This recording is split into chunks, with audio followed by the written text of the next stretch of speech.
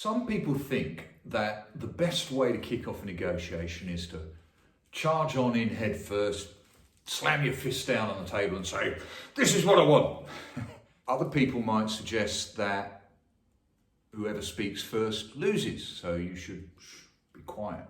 But actually, in both examples, what people are really talking about there is positioning. But positioning strategy is actually only one part of a much more refined and interesting approach that you can use to conducting a negotiation. And as you'll see in this video, regardless of what your positioning strategy might have been, chances are you will be much better off if you follow the process. Because there is a basic best practice for conducting a negotiation. And if you use it, whatever your style, whatever your strategy, however you want to play the game, you're going to get more out of the entire process. You'll get more information, more ideas. It might change the way you play. You're more likely to get the kind of outcomes that you're trying to get.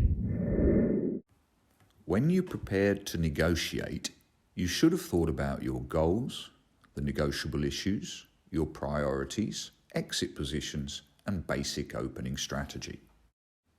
And now it's time to meet the person you're negotiating with. And it's entirely possible that they too have prepared well. So they have goals, they've thought about negotiable issues, they know their own priorities, they have exit positions, and they have ideas on how to proceed. The basic process for conducting negotiation is in 4 steps, and it's in your interest to go through each step in order, because that's what's going to help you better understand the other person. At the beginning of the negotiation, focus on trying to understand the goals of the other person. If you're playing fair, you might disclose your true goals as well in an exchange. Or maybe you'll be guarded and keep that to yourself. But do ask questions to try and find out what it is the other person is trying to achieve.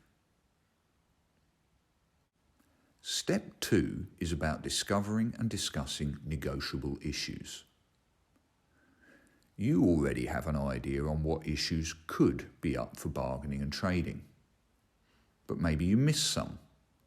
If you can discover those now, you can open up the zone of potential agreement, or dance floor as we've been calling it. It's also good practice at this stage to try and establish how different negotiable issues fit together.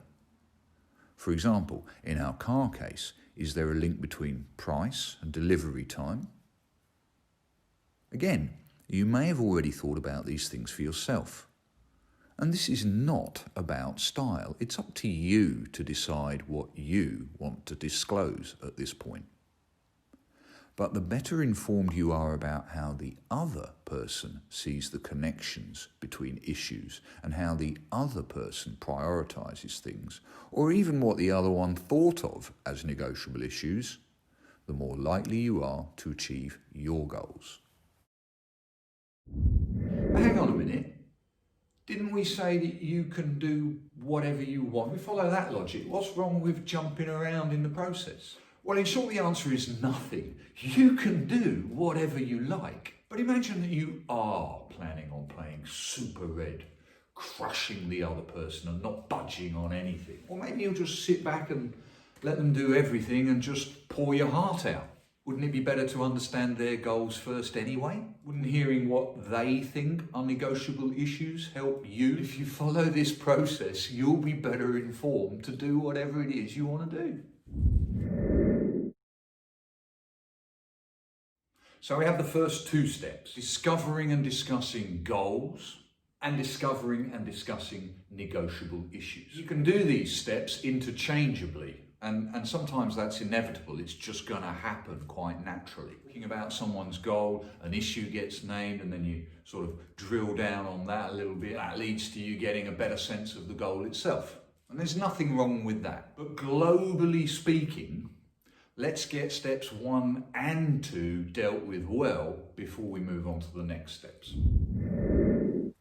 In the 3rd step, it's time to get some entry positions on the table.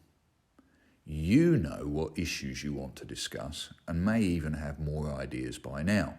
So the baseline for the dance floor, the zone of potential agreement, is well established.